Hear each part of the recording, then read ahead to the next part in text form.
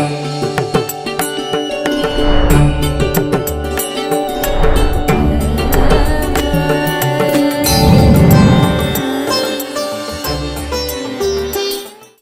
ವೀಕ್ಷಕರೇ, ಬೃಹತ್ ಜಾತಕಂ ವಿಶೇಷ ಜ್ಯೋತಿಷ್ಯ ಕಾರ್ಯಕ್ರಮಕ್ಕೆ ಪ್ರೀತಿಯ ಸ್ವಾಗತ.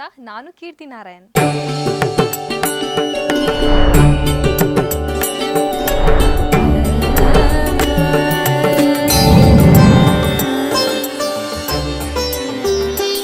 ವೀಕ್ಷಕರೇ, ದ್ವಾದಶ ರಾಶಿಗಳ ಫಲಾನುಫಲಗಳು ಯಾವ ರೀತಿ ಇದೆ, ಯಾವ ರಾಶಿಗೆ ಶುಭ, ಯಾವ ರಾಶಿಗೆ ಅಶುಭ ಅನ್ನೋದ್ರ ಬಗ್ಗೆ ತಿಳಿಸಿಕೊಡೋದಕ್ಕೆ ನಮ್ಮ ಜೊತೆ ಇದ್ದಾರೆ ಖ್ಯಾತ ಜ್ಯೋತಿಷಿಗಳು, ಆಧ್ಯಾತ್ಮ ಚಿಂತಕರು ಆಗಿರುವಂಥ ವೆಂಕಟರಮಣ ಭಟ್ ಗುರೂಜಿಯವರು. ಅವ್ರನ್ನ ಕಾರ್ಯಕ್ರಮಕ್ಕೆ ಸ್ವಾಗತಿಸೋಣ. ಗುರುಗಳೇ, ಕಾರ್ಯಕ್ರಮಕ್ಕೆ ಪ್ರೀತಿಯ ಸ್ವಾಗತ. ನಮಸ್ಕಾರ. ಗುರುಗಳೇ, ಇವತ್ತಿನ ದಿನ ಭವಿಷ್ಯದ ಬಗ್ಗೆ ನಮ್ಮ ವೀಕ್ಷಕರಿಗೆ ತಿಳಿಸಿಕೊಡೋದಾದರೆ. ಓಂ ಗುರುಬ್ರಹ್ಮ ಗುರುರ್ವಿಷ್ಣು ಗುರುರ್ದೇವೋ ಮಹೇಶ್ವರ ಗುರು ಸಾಕ್ಷಾತ್ ಪರಂ ಬ್ರಹ್ಮ ತಸ್ಮೈ ಶ್ರೀ ಗುರವೇ ನಮಃ.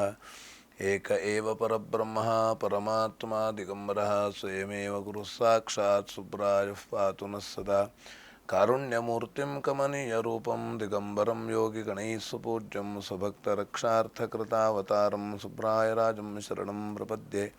ಶ್ರೀಪಾದರಾಜಂ ಶರಣಂ ಪ್ರಪದ್ಯೆ. ದತ್ತಾತ್ರೇಯೋ ಮಹಾಜೋಗಿ ಭಗವಾನ್ ಭೂತಭಾವನಃ ಚತುರ್ಭುಜೋ ಮಹಾವಿಷ್ಣುಃ ಯೋಗಸಾಮ್ರಾಜ್ಯದೀಕ್ಷಿತಃ. ನಮಃ ಶಾಂತಾಯ ದಿವ್ಯಾಯ ಸತ್ಯಧರ್ಮಸ್ವರೂಪಿಣೇ ಸ್ವಾನಂದಾಮೃತತೃಪ್ತಾಯ ಶ್ರೀಧರಾಯ ನಮೋ ನಮಃ.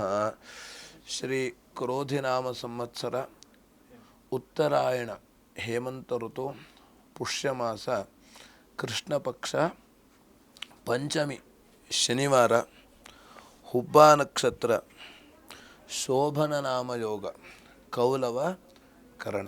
ಇದು ಇವತ್ತಿನ ಪಂಚಾಂಗ. ಗುರುಗಳೇ, ದ್ವಾದಶ ರಾಶಿಗಳ ಫಲಾನುಫಲಗಳ ಬಗ್ಗೆ ತಿಳಿಸಿಕೊಡೋದಾದರೆ. ಓಂ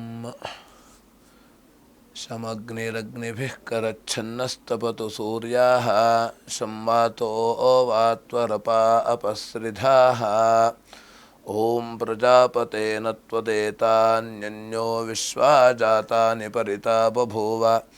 ಯತ್ಕಾಮಾಸ್ತೆ ಜುಹುಮಸ್ತನ್ನೋ ಅಸ್ತು ವಜಗ್ಗಸ್ಯಾಮ ಪತಜೋರಜೀಣಾಂ. ಓಂ ಇಮಯ್ಯಮಪ್ರಸ್ತರಮಾಹಿ ಸೀದಾಂಗಿರೋಭಿಃ ಪಿತೃಭಿಃ ಸಂವಿಧಾನಃ. ಆತ್ವಾ ಮಂತ್ರಾಃ ಕವಿಶಸ್ತಾವಹಂತ್ವೇನ ರಾಜನ ಹವಿಷಾ ಮಾದಜಸ್ವ. ಮೊದಲನೇದಾಗಿ ಮೇಷರಾಶಿ. ಮೇಷರಾಶಿಯಲ್ಲಿ ಇರತಕ್ಕಂಥವರಿಗೆ ಇವತ್ತಿನ ದಿವಸ ಬಂಧುಗಳಿಂದ ಲಾಭ ಆಗುವಂಥ ಸಾಧ್ಯತೆ. ವಿಶೇಷವಾಗಿ ಬಂಧುಗಳಿಂದ ಲಾಭ ಅಂತಂದರೆ ನಮಗೆ ಹಿಂದೆ ಯಾವುದೋ ಕಾರಣದಿಂದ ಮನಸ್ತಾಪ ಆಗಿದ್ದರೆ ಅಥವಾ ಬೇರೆ ಬೇರೆ ರೀತಿಯಲ್ಲಿ ನಷ್ಟಗಳು ಆಗಿದ್ದರೆ, ಏಕೆಂದರೆ ಮನೆಯಲ್ಲಿ ಸಂಬಂಧಿಕರು ಬಂದಿರ್ತಾರೆ, ಅವರಿಗೋಸ್ಕರವಾಗಿ ನಾವು ಅದು ನಮಗೆ ಮನಸ್ಸು ಇದ್ದೋ ಇಲ್ವೋ ಏನೋ ಒಂದು ರೀತಿಯಲ್ಲಿ ಖರ್ಚು ಮಾಡಿರ್ತೇವೆ. ಕೆಲವೊಂದು ಅನಿವಾರ್ಯವಾಗಿ ಖರ್ಚು ಮಾಡಬೇಕಾಗ್ತದೆ, ಕೆಲವೊಂದು ಅವಶ್ಯಕವಾಗಿ ಖರ್ಚು ಮಾಡಬೇಕಾಗ್ತದೆ. ಆದರೆ ಇವತ್ತಿನ ದಿವಸ ನಮಗೆ ಬಂಧುಗಳಿಂದ ಲಾಭ ಆಗತಕ್ಕಂಥದ್ದು ಅಂದರೆ ಬೇರೆ ಬೇರೆ ರೀತಿಯಲ್ಲಿ ನಾವು ಮಾಡುವಂಥ ಕೆಲಸದಲ್ಲಿ ಅವರು ಸಹಕಾರ ಮಾಡಬಹುದು, ಸಹಾಯ ಮಾಡಬಹುದು, ಅಥವಾ ಬೇರೆ ಬೇರೆ ರೀತಿಯಲ್ಲಿ ನಮಗೆ ಅನುಕೂಲ ಆಗತಕ್ಕಂಥದ್ದು. ಹಾಗಾಗಿ ಒಂದೇ ಥರ ಯಾವುದೂ ಕೂಡ ಒಂದೇ ಥರ ಇರೋದಿಲ್ಲ. ಮನುಷ್ಯನಿಗೆ ಅವನು ಎಲ್ಲಿ ಹುಟ್ಟುತ್ತಾನೆ, ಯಾವಾಗ ಹುಟ್ಟುತ್ತಾನೆ ಹೇಳಿ ಗೊತ್ತಿಲ್ಲ. ಆದರೆ ಹುಟ್ಟಿದ ಮೇಲೆ ಸಾವು ಹೇಳುವಂಥದ್ದು ಖಚಿತವಾಗಿ ಎಲ್ಲರಿಗೂ ಕೂಡ ಬರುವಂಥದ್ದು.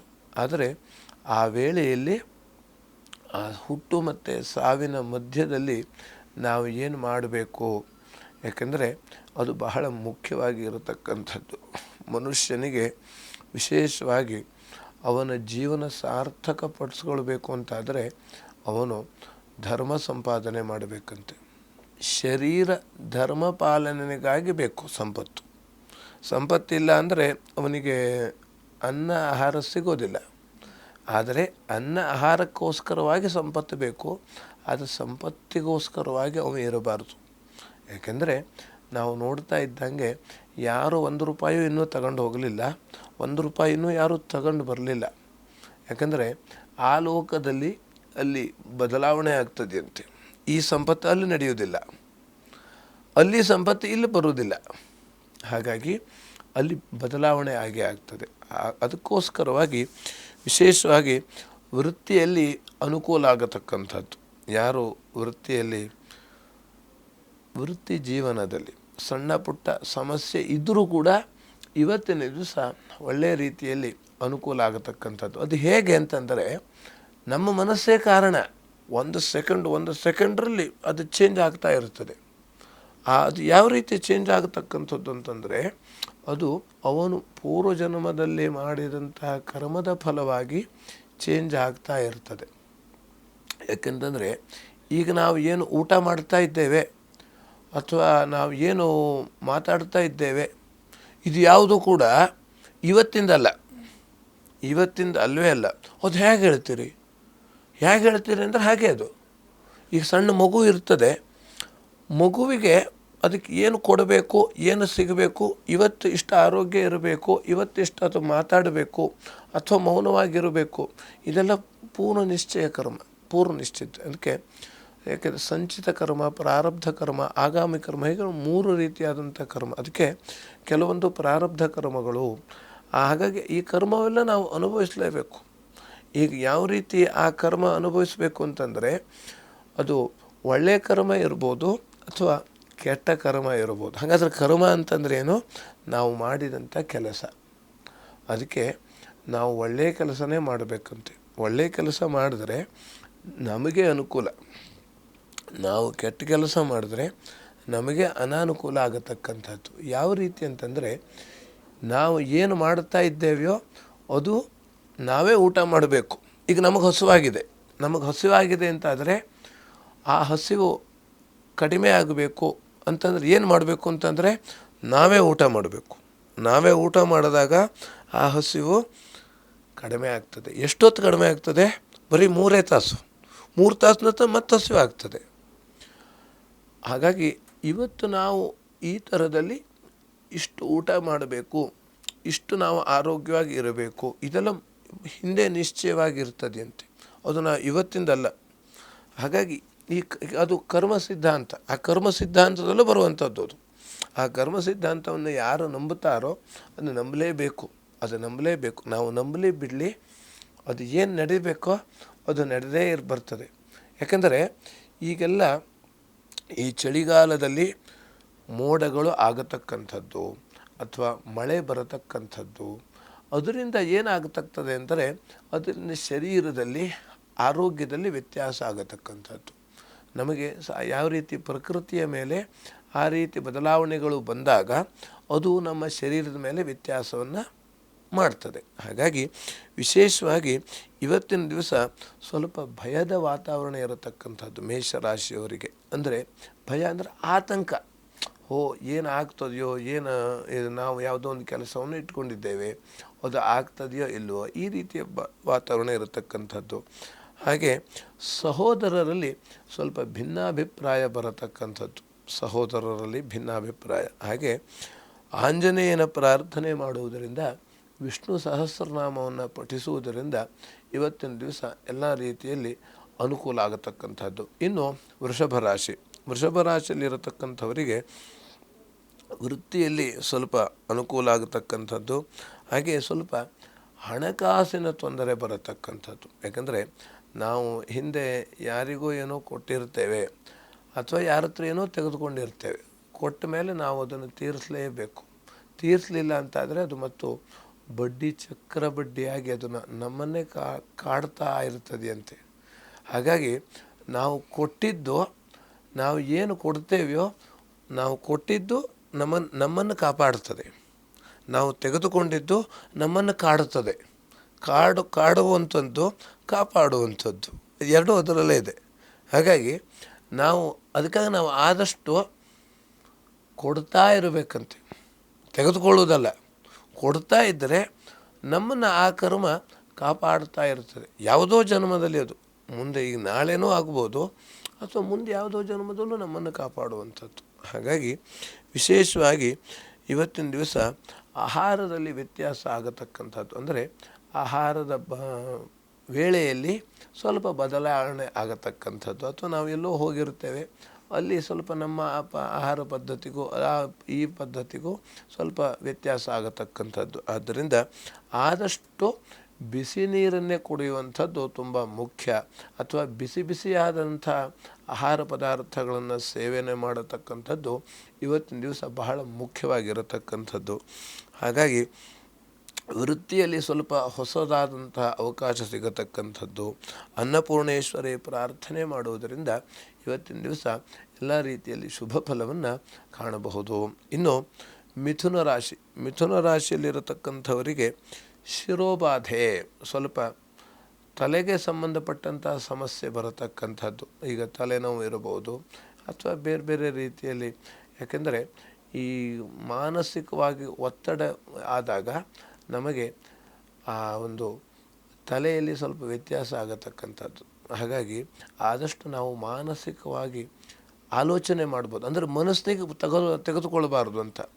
ನಾವು ಮನಸ್ಸಿಗೆ ಏನು ತೆಗೆದುಕೊಳ್ತೇವೆಯೋ ಅದು ನಮಗೆ ಒತ್ತಡವನ್ನು ಮಾಡ್ತದೆ.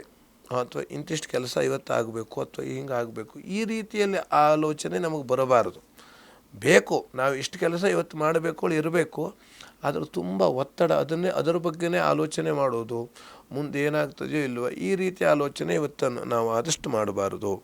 ಹಾಗಾಗಿ ವಿಶೇಷವಾಗಿ ಕಣ್ಣು ನೋವು ಅಥವಾ ಕಣ್ಣಿಗೆ ಸಮಸ್ಯೆ ಆಗತಕ್ಕಂಥದ್ದು. ಆದ್ದರಿಂದ ವಿಶೇಷವಾಗಿ ತುಂಬ ಬೆಳಕನ್ನು ನೋಡುವಂಥದ್ದು ಅಥವಾ ಧೂಳ ಇರುವಂಥ ಜಾಗಕ್ಕೆ ಹೋಗಬಾರ್ದು ಆದಷ್ಟು.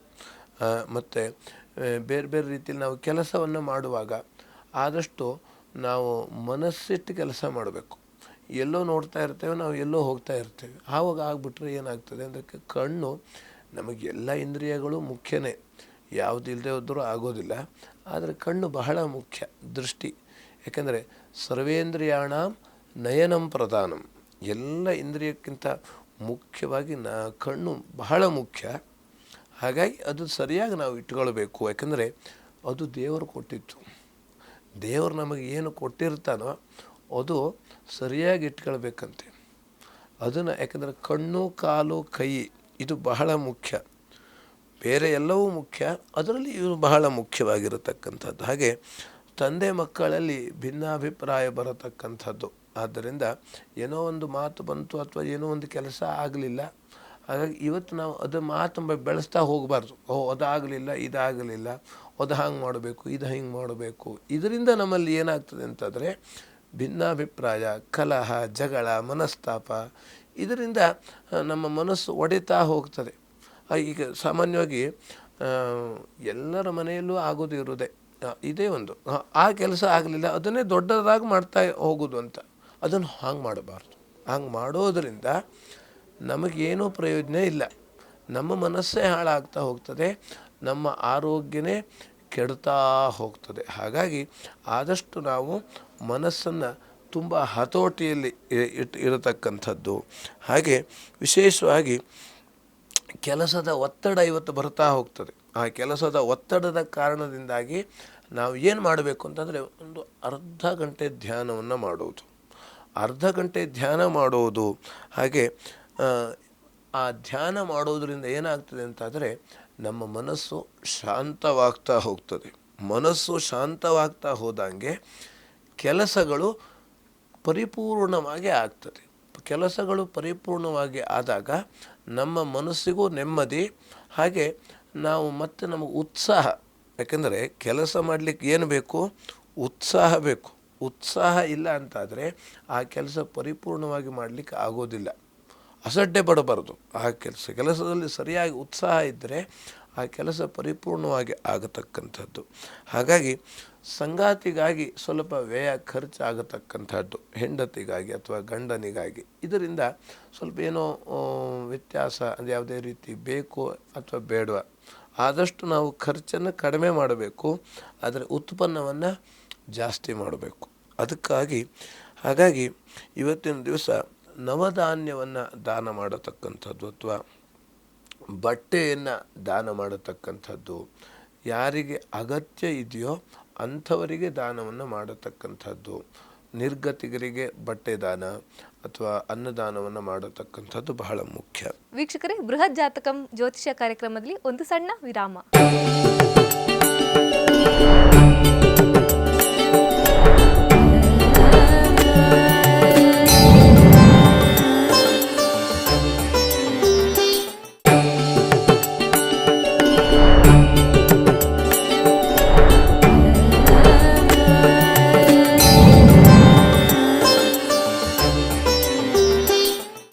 ವಿರಾಮದ ಬಳಿಕ ವಿಶೇಷ ಜ್ಯೋತಿಷ್ಯ ಕಾರ್ಯಕ್ರಮಕ್ಕೆ ಪ್ರೀತಿಯ ಸ್ವಾಗತ. ಕರ್ಕಾಟಕ ರಾಶಿ. ಕರ್ಕಾಟಕ ರಾಶಿಯಲ್ಲಿ ಇರತಕ್ಕಂಥವರಿಗೆ ಆರೋಗ್ಯದಲ್ಲಿ ಸ್ವಲ್ಪ ವ್ಯತ್ಯಾಸ ಆಗತಕ್ಕಂಥದ್ದು. ಆದಷ್ಟು ಈ ತಂಪು ಪಾನೀಯ ಅಥವಾ ತಂಪಾದ ಯಾವುದೇ ರೀತಿಯಾದಂಥ ವಸ್ತುಗಳನ್ನು ನಾವು ಸ್ವೀಕಾರ ಮಾಡಬಾರ್ದು. ಆದಷ್ಟು ಬಿಸಿ ಬಿಸಿಯಾದಂಥ ಪದಾರ್ಥವನ್ನೇ ಸ್ವೀಕಾರ ಮಾಡಬೇಕು. ಹಾಗೆ ಸ್ತ್ರೀಯರಿಗೆ ಅಧಿಕವಾದಂಥ ಖರ್ಚು ಆಗತಕ್ಕಂಥದ್ದು, ಹಾಗೆ ಸಂಗಾತಿಯಿಂದ ಸ್ವಲ್ಪ ವ್ಯಯ ಆಗತಕ್ಕಂಥದ್ದು, ಮತ್ತು ಮನಸ್ತಾಪ ಆಗತಕ್ಕಂಥದ್ದು.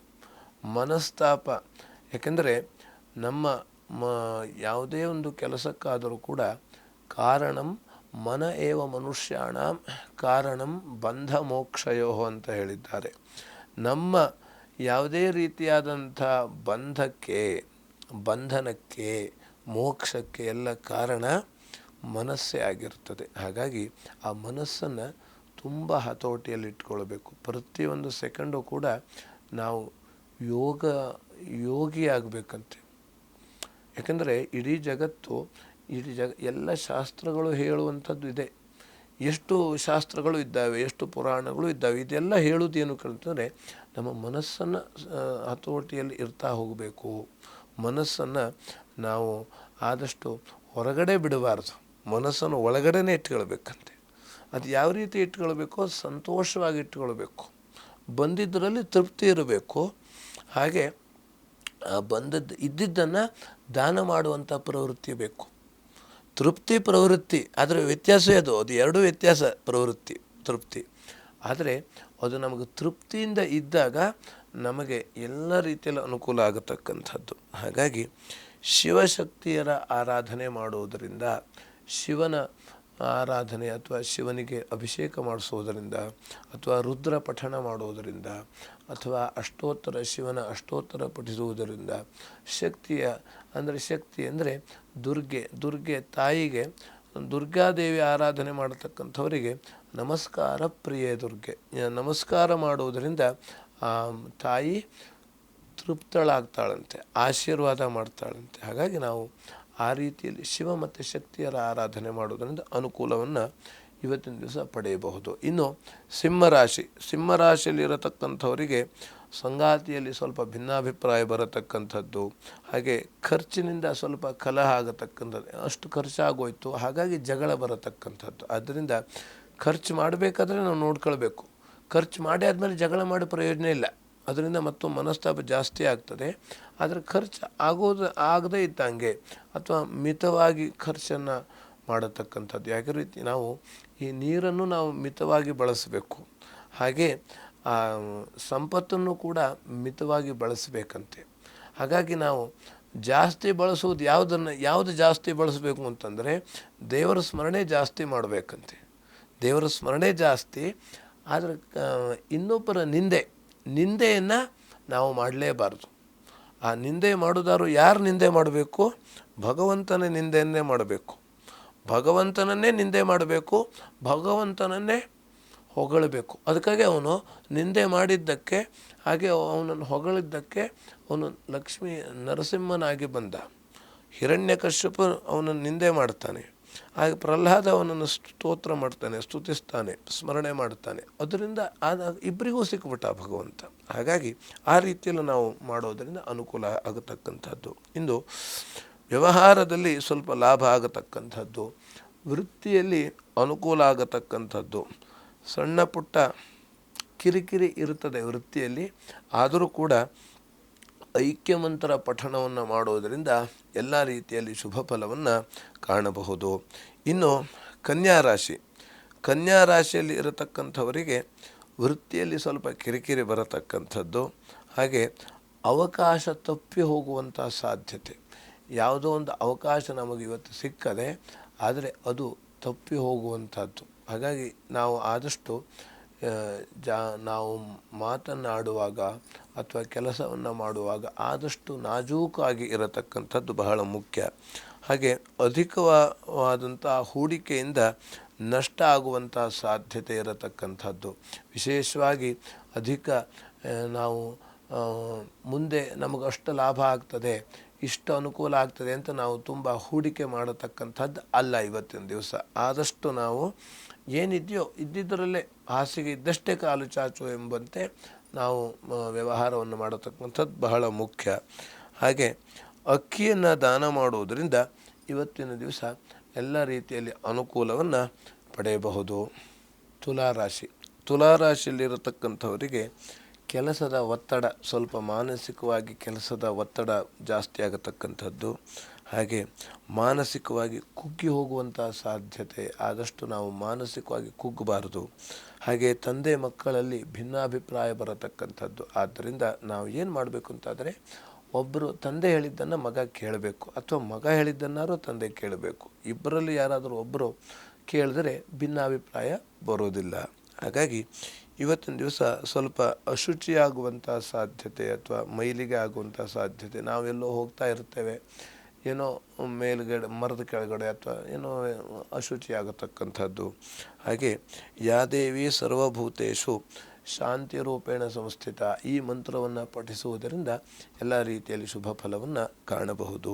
ಇನ್ನು ವೃಶ್ಚಿಕ ರಾಶಿ. ವೃಶ್ಚಿಕ ರಾಶಿಯಲ್ಲಿರತಕ್ಕಂಥವರಿಗೆ ಬಂಧು ಮಿತ್ರರಲ್ಲಿ ಸಮಾಧಾನ ಬರತಕ್ಕಂಥದ್ದು, ಹಾಗೆ ವೃತ್ತಿಯಲ್ಲಿ ಸ್ವಲ್ಪ ಅನುಕೂಲ ಆಗತಕ್ಕಂಥದ್ದು, ಹಾಗೆ ಡಾಕ್ಟರ್ ವೃತ್ತಿಯಲ್ಲಿ ಇರತಕ್ಕಂಥವರಿಗೆ ಹೆಚ್ಚಿನ ರೀತಿಯಾದಂಥ ಲಾಭ ಆಗತಕ್ಕಂಥದ್ದು. ಆದರೆ ಏನು ಮಾಡಬೇಕು ಅಂತಾದರೆ, ಜನಸೇವೆಯೇ ಜನಾರ್ದನನ ಸೇವೆ ಅಂತ ನಾವು ಸೇವೆ ಮಾಡಬೇಕಂತೆ. ಆ ಸೇವಾ ಮನೋಭಾವ ಇದ್ದರೆ ನಮಗೆ ಎಲ್ಲ ರೀತಿಯಲ್ಲಿ ಅನುಕೂಲ ಆಗತಕ್ಕಂಥದ್ದು. ಹಾಗಾಗಿ ನಾವು ಪ್ರತಿಯೊಂದು ಕೂಡ ಸೇವೆ ಅಂತ ಮಾಡಬೇಕಂತೆ. ಆ ಸೇವೆಯನ್ನು ಮಾಡಿದಾಗ ಅವಾಗ ಭಗವಂತ ನಮಗೆ ಹೆಚ್ಚಿನ ರೀತಿಯಾದಂಥ ಫಲವನ್ನು ಕೊಡ್ತಾನೆ. ಹಾಗಾಗಿ ವಾದ ವಿವಾದಗಳಲ್ಲಿ ಇವತ್ತಿನ ದಿವಸ ಸ್ವಲ್ಪ ಸೋಲು ಉಂಟಾಗುವಂಥ ಸಾಧ್ಯತೆ. ಹಾಗಾಗಿ ನಾವು ಇವತ್ತು ಯಾವುದೇ ರೀತಿಯಾದಂಥ ವಾದವನ್ನು ಮಾಡಲೇಬಾರ್ದು. ನರಸಿಂಹ ಪ್ರಾರ್ಥನೆ ಮಾಡೋದರಿಂದ ಎಲ್ಲ ರೀತಿಯಲ್ಲಿ ಶುಭ ಫಲವನ್ನು ಕಾಣಬಹುದು. ಇನ್ನು ಧನುರಾಶಿ. ಧನುರಾಶಿಯಲ್ಲಿ ಇರತಕ್ಕಂಥವರಿಗೆ ಸಹೋದರರಲ್ಲಿ ಕಲಹ ಬರತಕ್ಕಂಥದ್ದು, ಸಂಗಾತಿಯಿಂದ ಮನಸ್ತಾಪ ಆಗತಕ್ಕಂಥದ್ದು, ವ್ಯಾಪಾರದಲ್ಲಿ ಸ್ವಲ್ಪ ಮೋಸ ಆಗುವಂಥ ಸಾಧ್ಯತೆ. ಆದ್ದರಿಂದ ಯಾರನ್ನೂ ಕೂಡ ನಂಬಿಕೊಂಡು ನಾವು ವ್ಯವಹಾರವನ್ನು ಮಾಡಬಾರದು ಇವತ್ತಿನ ದಿವಸ. ಹಾಗಾಗಿ ಲಕ್ಷ್ಮೀನಾರಾಯಣ ಹೃದಯ ಪಾರಾಯಣ ಮಾಡುವುದರಿಂದ ಎಲ್ಲ ರೀತಿಯಲ್ಲಿ ಶುಭ ಫಲವನ್ನು ಕಾಣಬಹುದು. ಇನ್ನು ಮಕರ ರಾಶಿ. ಮಕರ ರಾಶಿಯಲ್ಲಿರತಕ್ಕಂಥವರಿಗೆ ಕುಟುಂಬದಲ್ಲಿ ಸ್ತ್ರೀಯರಿಂದ ಕಲಹ ಬರತಕ್ಕಂಥದ್ದು, ಹಣಕಾಸಿನಲ್ಲಿ ಸ್ವಲ್ಪ ಅನುಕೂಲ ಆಗುವಂಥ ಸಾಧ್ಯತೆ, ಹಾಗೆ ಹಿರಿಯರಿಂದ ಉತ್ತಮವಾದಂಥ ಸಲಹೆ ಸಿಗತಕ್ಕಂಥದ್ದು, ಹಾಗೆ ಮೈಯಲ್ಲಿ ಸ್ವಲ್ಪ ಗಾಯ ಆಗುವಂಥ ಸಾಧ್ಯತೆ. ಹಾಗಾಗಿ ಕೆಲಸವನ್ನು ಮಾಡುವಾಗ, ಅಡುಗೆ ಕೆಲಸ ಆಗಿರಲಿ ಬೇರೆ ಯಾವುದೇ ಕೆಲಸ ಮಾಡುವಾಗ ಆದಷ್ಟು ಜಾಗ್ರತೆಯನ್ನು ವಹಿಸಬೇಕಾಗ್ತದೆ. ಹಾಗಾಗಿ ಶನೇಶ್ವರ ಕವಚವನ್ನು ಪಠಿಸುವುದರಿಂದ ಎಲ್ಲ ರೀತಿಯಲ್ಲಿ ಶುಭ ಫಲವನ್ನು ಕಾಣಬಹುದು. ಇನ್ನು ಕುಂಭರಾಶಿ. ಕುಂಭರಾಶಿಯಲ್ಲಿರತಕ್ಕಂಥವರಿಗೆ ಸ್ವಲ್ಪ ಸಾಲ ಬಾಧೆ ಆಗತಕ್ಕಂಥದ್ದು. ಹಾಗಾಗಿ ಇವತ್ತಿನ ದಿವಸ ಆದಷ್ಟು ನಾವು ಯಾರ ಹತ್ರ ಕೂಡ ಸಾಲವನ್ನು ತೆಗೆದುಕೊಳ್ಳಬಾರದು ಅಥವಾ ಸಾಲವನ್ನು ಕೊಡಲೂಬಾರದು. ಇನ್ನು ಹೊಟ್ಟೆ ನೋವು ಆಗತಕ್ಕಂಥ ಸಾಧ್ಯತೆ ಅಥವಾ ಗ್ಯಾಸ್ಟ್ರಿಕ್ಕು, ಅದಕ್ಕೆ ಸಂಬಂಧಪಟ್ಟಂತೆ ನಾವು ಸರಿಯಾದ ಒಂದು ರೀತಿ ಬಿಸಿಯಾದ ನೀರನ್ನು ಕುಡಿಯೋದರಿಂದ ಅಥವಾ ಶುಂಠಿಯನ್ನು ಸೇವನೆ ಮಾಡೋದರಿಂದ ಗ್ಯಾಸ್ಟ್ರಿಕ್ ಅಥವಾ ಹೊಟ್ಟೆ ನೋವು ಕಡಿಮೆ ಆಗೋತಕ್ಕಂಥದ್ದು. ಹಾಗೆ ವೃತ್ತಿಯಲ್ಲಿ ಸಹೋದ್ಯೋಗಿಗಳಿಂದ ತೊಂದರೆ ಆಗತಕ್ಕಂಥದ್ದು, ಹಾಗೆ ವೃತ್ತಿ ಮಾತ್ಸರ್ಯ. ಸಾಮಾನ್ಯವಾಗಿ ವೃತ್ತಿ ಮಾತ್ಸರ್ಯ ಹೇಳತಕ್ಕಂಥದ್ದು ಎಲ್ಲ ರಂಗದಲ್ಲೂ ಇರತಕ್ಕಂಥದ್ದು. ಆದ್ದರಿಂದ ನಾವು ಆದಷ್ಟು ನಾವೇನು ಕೂಡ ಸಹನೆ ಕಳೆದುಕೊಳ್ಳದೆ ನಾವೇ ಆದಷ್ಟು ಸಹಿಸ್ಕೊಂಡು ಹೋಗಬೇಕಾಗ್ತದೆ. ಹಾಗಾಗಿ ವಿಶೇಷವಾಗಿ ನರಸಿಂಹ ಪ್ರಾರ್ಥನೆ ಮಾಡುವುದರಿಂದ ಅಥವಾ ಗೋಸೇವೆಯನ್ನು ಮಾಡುವುದರಿಂದ, ಗೋಸೇವೆಯನ್ನು ನಾವು ಪ್ರತಿನಿತ್ಯವೂ ಮಾಡಬೇಕಂತೆ. ಆ ಗೋಸೇವೆ ಮಾಡುವುದರಿಂದ ನಮಗೆ ಎಷ್ಟೋ ರೀತಿಯಲ್ಲಿ ಅನುಕೂಲ ಆಗತಕ್ಕಂಥದ್ದು. ಇನ್ನು ಮೀನರಾಶಿ. ಮೀನರಾಶಿಯಲ್ಲಿರತಕ್ಕಂಥವರಿಗೆ ಮಕ್ಕಳಿಂದ ಸ್ವಲ್ಪ ವ್ಯಯ ಆಗತಕ್ಕಂಥ ಸಾಧ್ಯತೆ, ಪ್ರಯಾಣದಲ್ಲಿ ತೊಂದರೆ ಬರತಕ್ಕಂಥದ್ದು. ಆದ್ದರಿಂದ ದೂರ ಪ್ರಯಾಣವನ್ನು ಇವತ್ತಿನ ದಿವಸ ಮಾಡಲೇಬಾರದು. ಇನ್ನು ಬಂಧು ಮಿತ್ರರಲ್ಲಿ ಸ್ವಲ್ಪ ಕಲಹ ಆಗತಕ್ಕಂಥದ್ದು, ಶಿರೋಬಾಧೆ, ಹಾಗೆ ತಲೆಗೆ ಸ್ವಲ್ಪ ಹುಣ್ಣಾಗುವಂಥ ಸಾಧ್ಯತೆ ಇರತಕ್ಕಂಥದ್ದು, ಕೈ ಬೆರಳಿಗೆ ಸ್ವಲ್ಪ ತೊಂದರೆ ಆಗತಕ್ಕಂಥ ಸಾಧ್ಯತೆ. ಹಾಗಾಗಿ ಆದಷ್ಟು ಈ ಕತ್ತಿ ಕೆಲಸ ಮಾಡತಕ್ಕಂಥವ್ರು ಅಥವಾ ಚಾಕುವಿನ ಕೆಲಸವನ್ನು ಮಾಡತಕ್ಕಂಥವ್ರು ಅಥವಾ ಅಡುಗೆ ಕೆಲಸ ಮಾಡತಕ್ಕಂಥವ್ರು ಆದಷ್ಟು ಜಾಗ್ರತೆಯಿಂದ ಕೆಲಸವನ್ನು ಮಾಡಿದ್ರೆ ಎಲ್ಲ ರೀತಿಯಲ್ಲಿ ಅನುಕೂಲ ಆಗತಕ್ಕಂಥದ್ದು. ಹಾಗಾಗಿ ವಿಶೇಷವಾಗಿ ನರಸಿಂಹ ಕವಚವನ್ನು ಪಠಿಸುವುದರಿಂದ ಎಲ್ಲ ರೀತಿಯಲ್ಲಿ ಅನುಕೂಲವನ್ನು ಪಡೆಯಬಹುದು. ಹಾಗಾಗಿ ಇವತ್ತಿನ ದಿವಸ ವಿಶೇಷವಾಗಿ ಭಗವದ್ಗೀತೆಯನ್ನು ಪಠಿಸುವುದರಿಂದ, ಪಾರಾಯಣ ಮಾಡುವುದರಿಂದ ಎಲ್ಲ ರಾಶಿಯಲ್ಲಿ ಇರತಕ್ಕಂಥವರಿಗೂ ಕೂಡ ಎಲ್ಲರಿಗೂ ಕೂಡ ಅನುಕೂಲ ಆಗತಕ್ಕಂಥದ್ದು. ಗುರುಗಳೇ, ಇಷ್ಟೊತ್ತು ನಮ್ಮೊಟ್ಟಿಗಿದ್ದು ದ್ವಾದಶ ರಾಶಿಗಳ ಫಲಾನುಫಲಗಳು ಯಾವ ರೀತಿ ಇದೆ, ಹಾಗೆ ದಿನ ಭವಿಷ್ಯ ಹೇಗಿದೆ ಅನ್ನೋದನ್ನು ತಿಳಿಸಿಕೊಟ್ಟಿದ್ದೀರಿ. ನಿಮಗೆ ನಮ್ಮ ಅಶ್ವವೇಗ ವಾಹಿನಿಯ ಪರವಾಗಿ ತುಂಬು ಹೃದಯದ ಧನ್ಯವಾದಗಳು. ಲೋಕಾಃ ಸಮಸ್ತಃ ಸುಖಿನೋ ಭವಂತು, ಸಮಸ್ತ ಸನ್ಮಂಗಳಾದಿ ಭವಂತು. ಎಲ್ಲರಿಗೂ ಕ್ಷೇಮವಾಗಲಿ. ನೋಡಿದ್ರಲ್ಲ ವೀಕ್ಷಕರೇ, ಇದಾಗಿತ್ತು ಇಂದಿನ ಬೃಹತ್ ಜಾತಕಂ ವಿಶೇಷ ಜ್ಯೋತಿಷ್ಯ ಕಾರ್ಯಕ್ರಮ. ಇನ್ನು ಮುಂದಿನ ಸಂಚಿಕೆಯಲ್ಲಿ ಸಿಗ್ತೀವಿ. ಅಲ್ಲಿವರೆಗೂ ನೋಡ್ತಾ ಇರಿ ಅಶ್ವವೇಗ ನ್ಯೂಸ್.